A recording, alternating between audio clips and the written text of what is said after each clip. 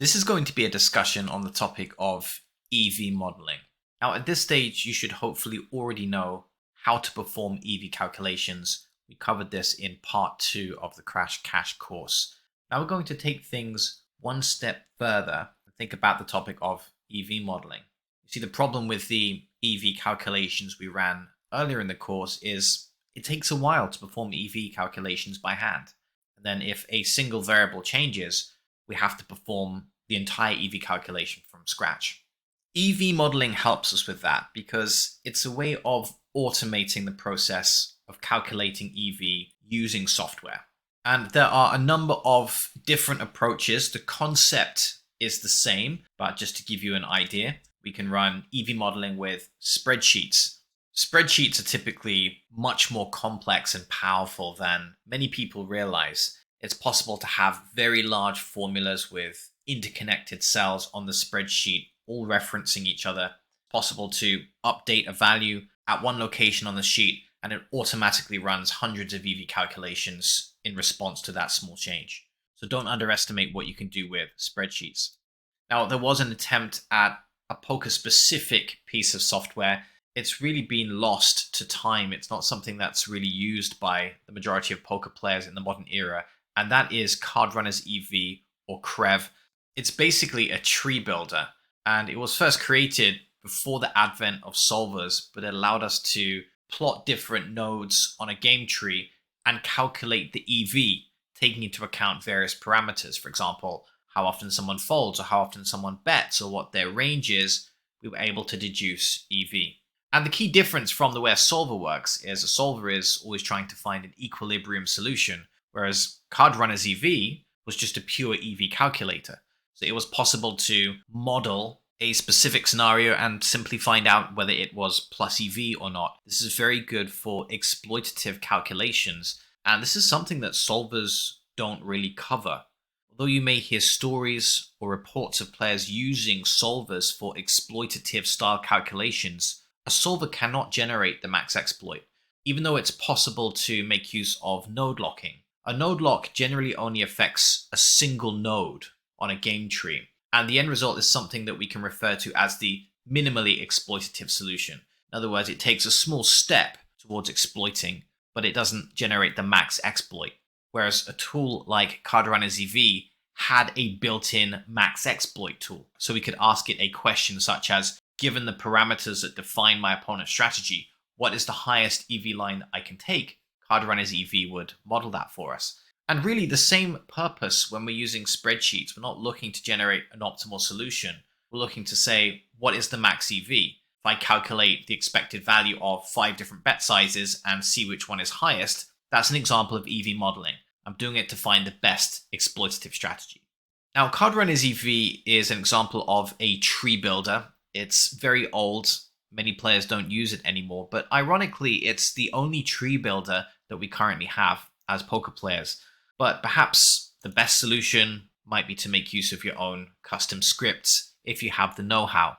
Now, spreadsheets are always going to be a good alternative because they're accessible to everyone, and as mentioned, they're very powerful. There isn't really a situation in poker that you can't model with a simple spreadsheet. And if that surprises you, just keep in mind that there are projects where people have built entire computers or CPUs inside Excel. It's very powerful if you know how to use it. So we can really model absolutely everything just using a simple spreadsheet. But I do think custom scripts could offer a bit more in the way of power and flexibility if you know how to write code. Either way, the key concept in all of these options is the same. We're using software to run EV calculations, which allows us to run them a lot faster and therefore cover a wider range of different scenarios compared to creating these EV calculations by hand.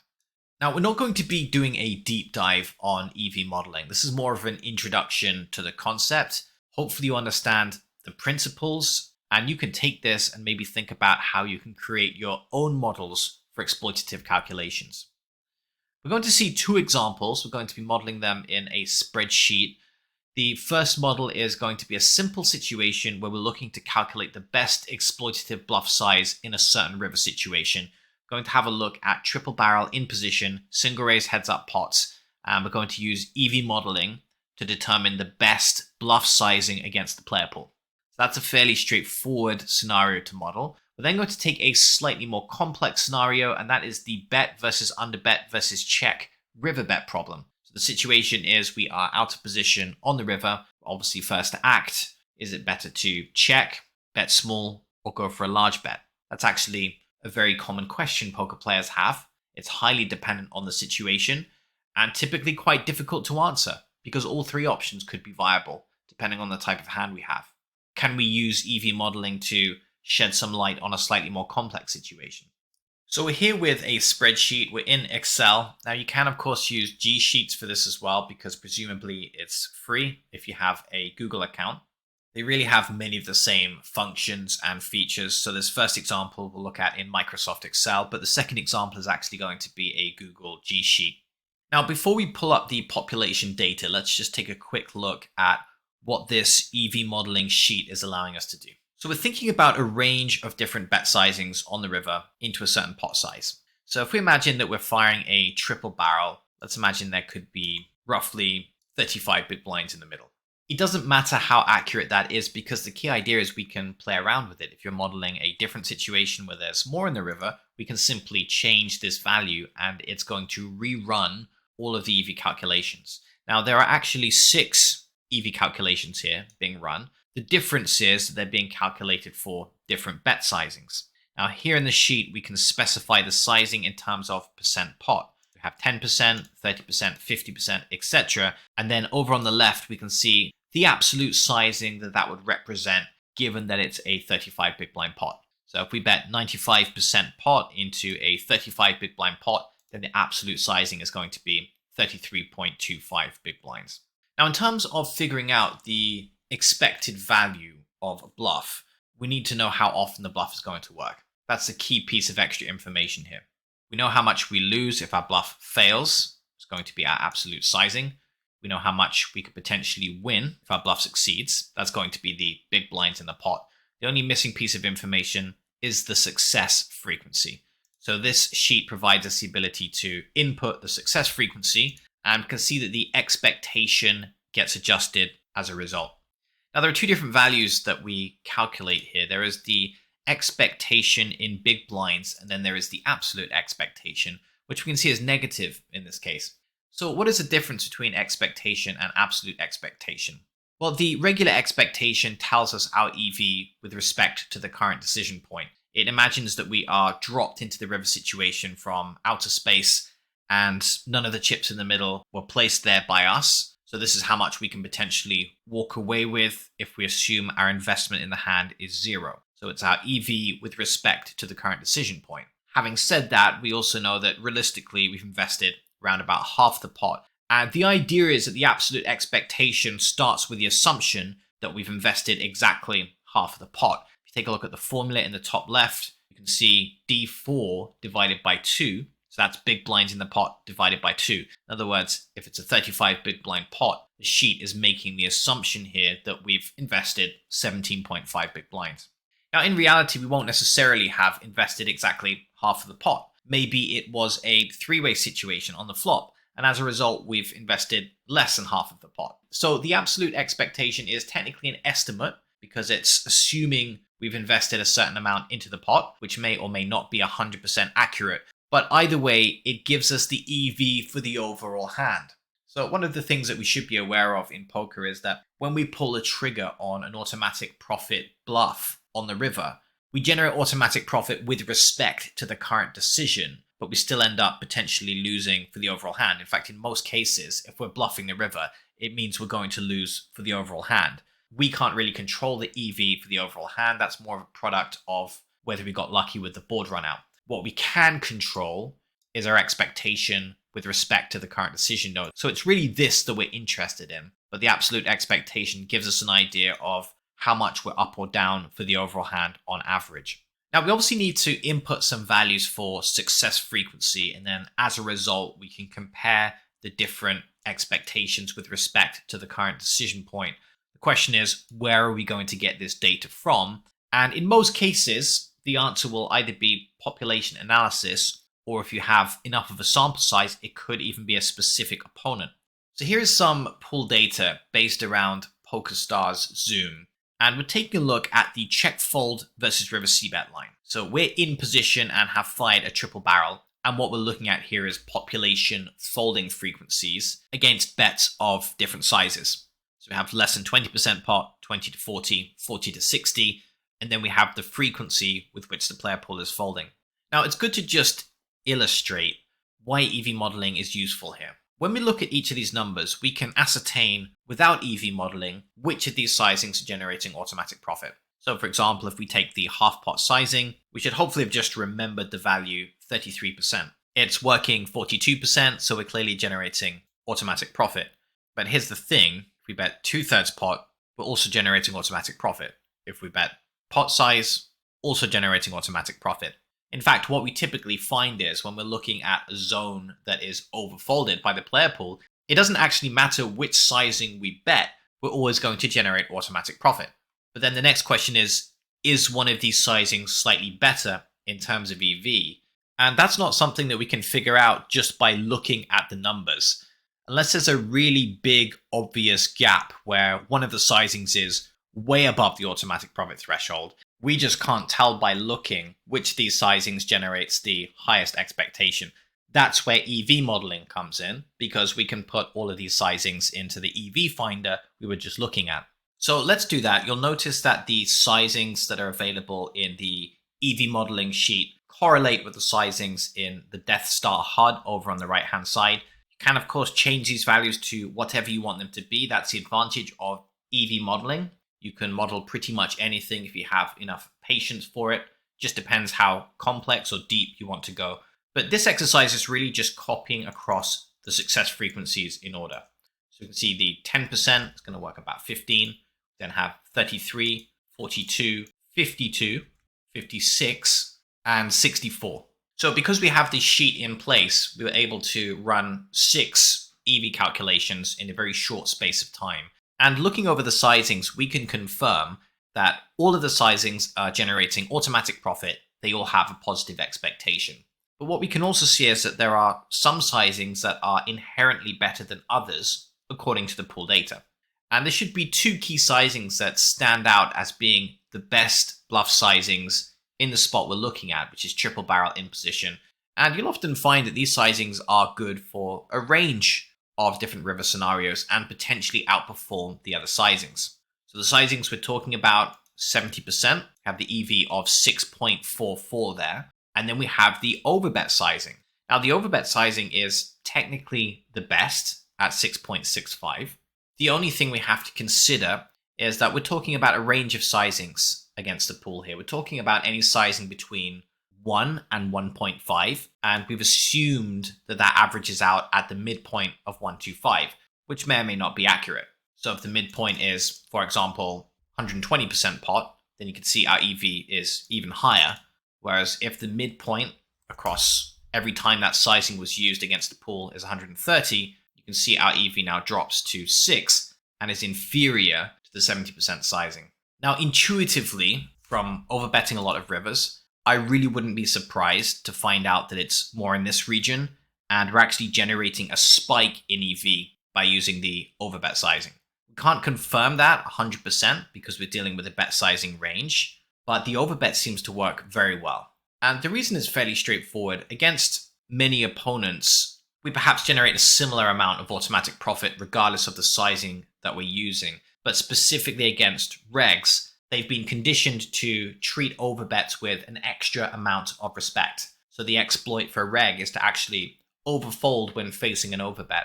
So it seems that the overbets do well against fish, but they do especially well against regs. And the result is potentially the highest amount of EV in terms of a vacuumed bluff sizing. Now, if it does turn out that it's actually more 125% as the average sizing for the 1 to 1.5x pot range, then we can see there's not a lot to choose between the EV of 70% and the overbet. But what we can see is the candidates for the best sizing in this triple barrel scenario. It's either 70% pot or 125% pot. So for the most part, you should be using those sizings. And if you're bluffing for half pot, you're actually sacrificing. You're sacrificing almost 2 big blinds relative to the 70% sizing. Now, of course, there are some balance implications with this. If we always bluff for either 125% pot or 70% pot, but we sometimes value bet for the other sizings, like pot size or half pot, we generate some pretty severe imbalances with some of our bet sizings. What typically ends up happening is the 125 and 70% sizings will end up being overbluffed, whereas the other sizings, because we don't bluff for them, end up being underbluffed. So there's still a question in terms of, do we need to balance this against specific opponents? But taking this data in a vacuum, if we're bluffing, we should basically just always pick 70 or 125% pot, according to this data output. And just to put things into perspective, this is a specific player pool. This is a specific scenario. That's triple barrel, in position, single raised, heads up pot. It doesn't necessarily apply to every situation, so it's worth reusing the EV model here, finding a different spot, analyzing the EVs of different sizings in that spot, seeing whether they are similar or different, make your way through the game tree, generate rules of thumb for which types of bluff sizings seem to perform the best exploitatively against the player pool. This is information that you absolutely can't get from a GTO solver, because a GTO solver is probably just going to say that the EV of all of these sizings is the same so long as they're balanced, and many hands will be mixed across several different sizings. But as you can see, we have the opportunity here to upgrade that with an unbalanced, heavily exploitative strategy, making use of EV modeling. So let's take a look at this second example of EV modeling. You can see the title there, Simple Modeling, Bet versus Underbet versus Check. So let's imagine now we're in the triple barrel out of position scenario in a single raised heads up pot. We fired the flop, fired the turn, we want to figure out whether it makes sense to fire a small bet, fire a large bet, or check with the intention of playing check cool against our opponent's bet. So the way this sheet has been constructed, you can see there are three sections. We have large bet, under bet, and check. For each of the scenarios, we have our two different types of EV. So we have river EV, so that's with respect to the current decision node.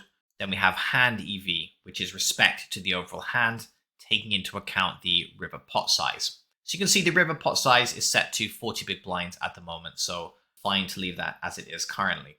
In terms of the color scheme, you can see that anything that's in light blue, we're supposed to enter a value for. Anything in green is going to be automatically calculated. So the idea here is to simply work through the sheet, take a look at each of the cells in blue, and try to input the relevant value. Some of them we can choose ourselves, whereas other values are going to be derived from pool data. Now, I think one of the best hands to illustrate this is, imagine we have a top pair weak kicker. It's not obviously worth 3 streets of value, but it does kind of depend on the opponent, maybe. It could be worth a small bet, or it might be worth checking with the intention of bluff catching. We know that all options are at least reasonable. We just don't necessarily know which option is the best. And sometimes we can deduce that all options are profitable, but once again, we don't know which is the best option. We're interested in the line that generates the maximum EV. So the first cell here is, if we're making a large bet, what is that bet sizing going to be? Now, one of the things that you could do here is try a range of sizings to see which of the large sizings is going to be the best option, so you can then compare it to the best small sizing. Not necessarily going to do that. We're just going to pick an arbitrarily large bet sizing. Keep in mind, this calculation is a bit different from the calculation we've just performed. Previously, we were thinking about holding a bluff, so it was mostly just about sizing and fold equity, whereas here, the sizing we pick is going to influence how much equity we have when we get called, because we're talking about a value bet. So if we bet larger, our fold equity will probably go up, but our equity when called will potentially go down. All of these moving parts work together to generate our EV. So let's pick 70% as our river sizing. So that's just an arbitrary selection. And then let's take a look at how often the player pool is calling and raising against a 70% sizing. So we're looking at the player pool data for defender, in position, single raised, heads up pots. And we can take a look at how a player is responding facing a bet on the river. Specifically, we're interested in the 70% pot sizing. So we're going to take that sizing from 60 to 80%. So you can see the player pool is folding 46% of the time against a 70% bet. We can also take a look at how often they are calling 41% of the time. So we have 46, 41. The remainder is going to be their raising frequency. So 41% call add 46, that gets us to 87. So we know the raising frequency is going to be 13% against the 70% sizing here. And you can see we get automatically calculated for us the folding frequency of 46%. Now finally, to finish off our EV for this particular node, we need to know our equity versus Villain's cooling range. We can use population data for this. So we can see a visualization of Villain's cooling range on the river. Now it just so happens that HandToNote 4 has not yet coded the ability to break this down by bet sizing without applying a filter. You can see if we click on the 60 to 80% sizing, you can see that it's not possible to get the breakdown or the composition of this 70% sizing. So unfortunately, we need to run a filter for this. So it is possible, should be available in this output really, but as you can see, we can't actually break it down by bet sizing. We can only see the distribution for the overall calling range against every possible sizing. So here you can see an example of the filter that we're running. Villain is going to play bet, bet, bet. We've specified that he's out of position. And then specifically on the river, bet size divided by pot, we've set to 0.6 to 0.8. Then we've specified that hero, and we call it hero because it's the player that we are recording the information on. But in the context of our EV model study, hero is actually villain because we're the player who's interested in figuring out the best play out of position here on the river. Let's go to OK. Let's take a look at the results. So one of the things that we'll do for this exercise is we'll assume that we have the worst possible top pair. So the scenario we are modeling is top pair weak kicker, but we're going to assume that we pretty much never beat any of our opponent's top pairs. So we only beat his second pair type hands at call. So to figure out our pot equity when called, we can simply add up how often our opponent has mid pair or lower and decides to make the call. So you can see mid pair 15, low pair 9, that's 24, 26 if we include ace high. In other words, if we are triple barreling, 70% pot on the river, top pair, no kicker, then we're only going to have 26% equity when called. Okay, let's change our equity to 26. And now we've added all of the information for that specific event. And we can see on the river, we still generate a positive expectation of 13.5 big blinds. We are losing minus 6.5 for the overall hand. Now, this is a very interesting result for many players because we've value bet in a spot where we're an underdog when called, and yet we're still generating 13.5 big blinds in expectation relative to the current decision point. I think many players might expect us to be losing here and have a negative EV because we're an underdog when called. But the point is there's 40 big blinds in the middle. We still have some equity when called. And also on top of the fact that this is a value bet, we're actually generating some automatic profit at the same time. That can be an interesting concept to think about as well. It's a value bet, but the fact that we generate automatic profit when value betting still helps our EV. If we can profitably bet a hand that has 0 equity here, then of course we can profitably bet a hand that has 26% equity when called, and our EV is going to be much higher than firing a bluff in this spot. Okay, that's scenario number 1. Let's think about underbet. So we're going to pick a somewhat arbitrary sizing for this. We're going to go with 30% pot just because it's the midpoint between 20 and 40, which is one of our pre-existing ranges in HandToNote. Now, of course, you can attempt to increase the accuracy here by having smaller bet sizing ranges, but when you do that, the sample size suffers, so our confidence interval on the data point is going to be lower. So there's a bit of a trade-off here. We are dealing with ranges and taking the midpoint of the range. It's not going to be perfectly accurate, but if we find that a certain decision is much higher EV, then it's still likely that's going to be the best decision, even after factoring in inaccuracies as a result of sample size or as a result of dealing with bet sizing ranges. So if we head back to fold to river triple, let's take a look at bet size. We're going to take the 20 to 40% sizing range. You can see that we're generating 25% fold equity. And if we take a look at the calling range, you can see that we are getting called 55% of the time. 25 plus 55, that means we're actually getting raised about 20% of the time here. So in terms of the sheet, we just need to enter the 55% of the time we're being called, 20% of the time we're being raised. Call 55% of the time, raise 20%. One thing you can see straight away is if we make use of a smaller sizing on the river, the player pool's raising more aggressively against that. 20% raise against 30% sizing, but only 13% raise against the 70% sizing. And you can see automatically the folding frequency has been calculated for us. 25%. Now, in order to know our equity when called, we can simply modify the pre-existing filter that we had. All we actually need to do is to change the bet sizing here. So from 0.6 to 0.8, 0.2 to 0.4, click OK. One of the things that we should notice immediately is that our pot equity is going to go up in this case. You can see that we're probably not quite reaching 50%. And that could be because of our decision to assume that we never beat any other top pairs. You can see Villain's calling range of top pair weak kicker is fairly pronounced. So as you can imagine, if we had a reasonable kicker, we're extracting pure value.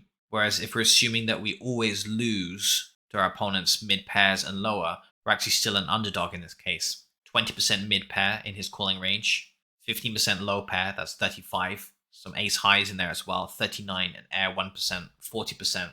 So you can see without taking into account board texture, it appears that our kicker is actually relevant when deciding whether to triple barrel. And it seems possible that the worst kicker shouldn't be value betting on average because we only have 40% equity when called. But then it's not always so straightforward because, as we've discussed, there are multiple moving parts here. We're probably still generating automatic profit.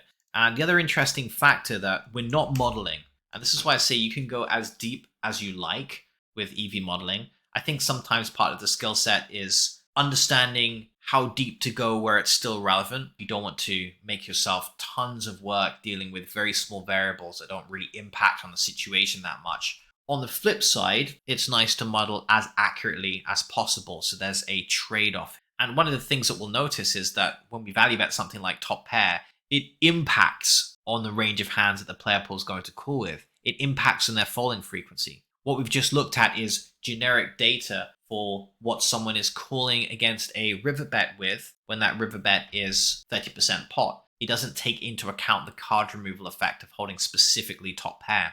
But then again, it's still fairly good. We're making use of a large data set here. So it should be good for our purposes. It's a reasonable degree of accuracy without making ourselves unnecessary work.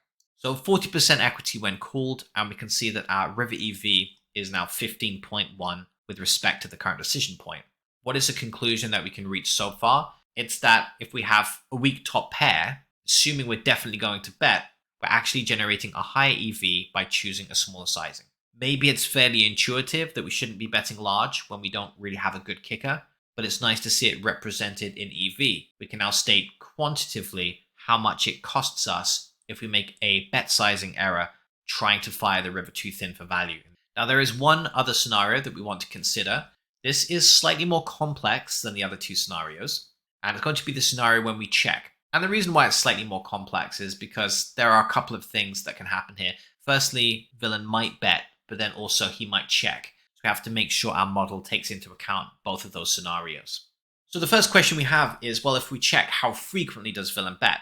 And assuming he checks, what is our equity when it goes check, check? So let's start with that. How often does our opponent stab if we skip our flop c-bet out of position? So if we take a look at the defender in position pop-up, we can check out the float bet river stat. We can see that on average, our opponent float bets 42% of the time. Now, even this can be broken down by sizing. You can see our opponent uses a range of sizings on average when he float bets the river. Should we try and take into account all of those sizings with our model? We could do, but arguably we find ourselves in a spot where it's a lot of extra work, doesn't necessarily increase our accuracy. So we need to make the decision to keep things simple here unless we think there's a big accuracy advantage to trying to incorporate all of the sizings that our opponent might use. So instead, better to pick one middling sizing and assume our opponent is firing that sizing for 60% pot. It just seems like roughly the midpoint of the different sizings that he's using. So you can see part of the skill here is understanding when it's okay to estimate or simplify values. But also, we're not just making up numbers. This is at least based on the population analysis report that we've just looked at. So in this case, our opponent is going to bet 42%, and we have a place where we can incorporate his stab sizing, which we're going to set to 60% pot. Now we have two different values to fill in. First of all, we have equity when check, check. And to figure out our equity when check, check, we can have a look at our opponent's skip river float bet range. So which range of hands did he decide not to stab the river with? So here is the skip river float bet range. We're going to stick to the same parameters, which means we win if our opponent has mid pair or worse. So 23 plus 25 gets us to 48%.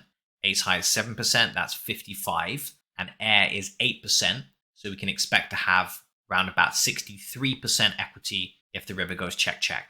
Okay, equity when check, check, 63%. And now we need finally the equity when check call.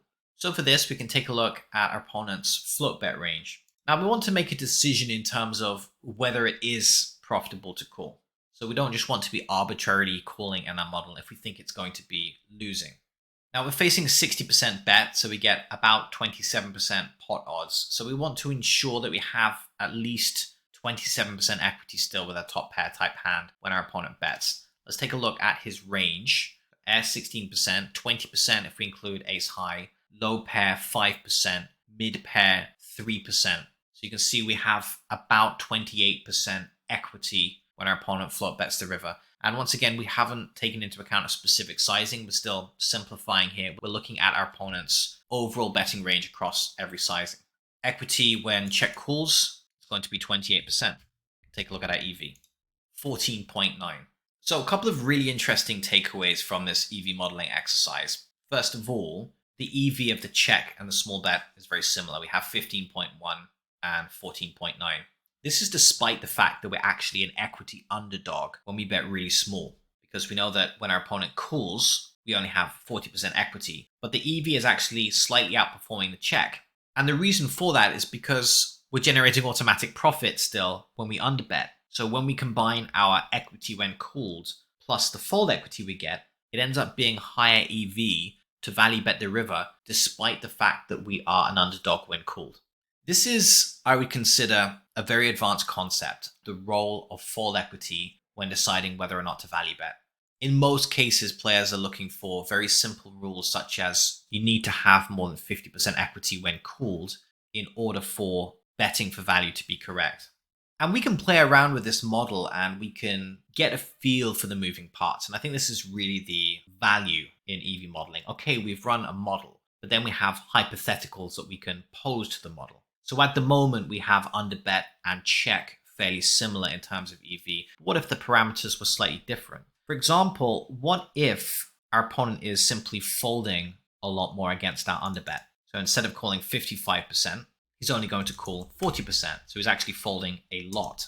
Notice that our EV jumps up to 19 big blinds here. Now you could look at this and say, well, technically your equity is going to go down if he's calling a tighter range. That may or may not be true. It actually depends on what his initial range was. By the way, another simplification we're making here is that if we face a raise, we're going to have to fold. But we might decide that we want our model to evaluate whether it's correct to call against a raise. So we're going to have to code additional cells in this EV modeling sheet.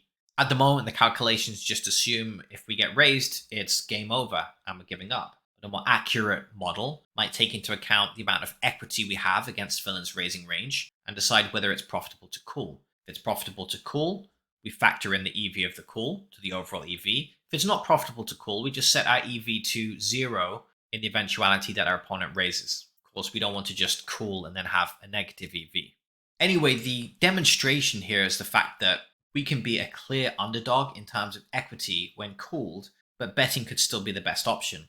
Now, you could look at this and say, well, it's not really a value bet anymore. We shouldn't call it a value bet because we only have 40% equity when called. So we could think about it that way. We could say, actually, this is just a situation where we're supposed to take our top pair and potentially turn it into a bluff. It's fine if you want to think about it that way, but let's just say exploitative poker has a lot of these situations where it's correct to, quote, turn your top pair into a bluff. And I also don't think that that really does it justice, because if we put the data back to what it was previously, so this was our original model. If this is just purely a case of we're turning top pair into a bluff, why isn't the EV of the larger bet even better? Surely we get more fold equity with the larger bet. So you can see it's not really exclusively about turning top pair into a bluff. We are actually benefiting significantly from the equity we get when we're called, even though that equity is less than 50%. So really interesting to think about the role of fold equity when going for thin value on the river. I don't think this is understood by 99% of poker players. It's something that EV modeling unlocks. And EV modeling is quite simply something that the majority of poker players don't do. Everyone is focused around using solvers and node locking to generate minimally exploitative strategies. Now let's think about how we might adjust the model in the other direction. when would checking become significantly better than betting? Well, first of all, it should hopefully be intuitive that the more frequently villain bets, the worse it is for us generally.